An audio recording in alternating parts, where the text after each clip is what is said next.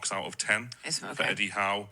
How are you rating our dear leader? I'm all ears. Give him an 8.5. You can't 8.5. the kind of blip that we started to have in the winter time. Straight into a How negative. miserable some of those games were. I felt like putting a claim in against this lot because I almost ran into a wall when I was out in the jog listening to this in my headphones earlier. But we're all going to have our own opinions. I put mine out on the internet every day and we're going to disagree. That's the best thing about football. But something like this is what I worry about giving us a reputation as a fan base. If that's how we are going to talk after that season we've just had about our manager. Just the fact that after the score is given, the first thing that comes after that is so much negativity. The blip that we went on, and yes, Eddie Howe last season, he did go through a spell when he was trying to find his best team. He did also go through that rough patch as a team where we struggled to get our rhythm up until the end of November. But for that to be the narrative of scoring what has been the best season of my lifetime, it just continued. Peter's.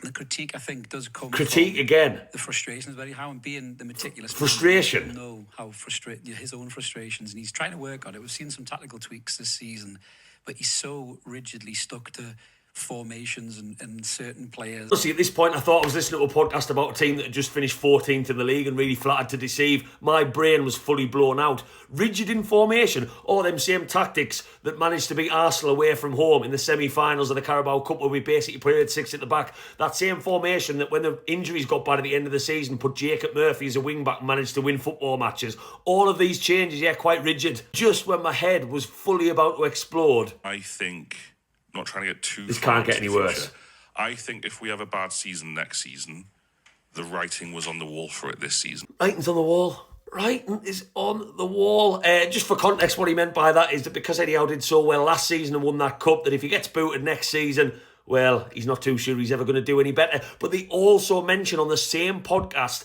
the fact that Eddie Howe has done so well despite not being backed for 3 transfer windows. And there's lots of talk about, well, Eddie Howe didn't really win against those middle teams, did he, last season? The Bournemouths, the Fulhams, the Evertons.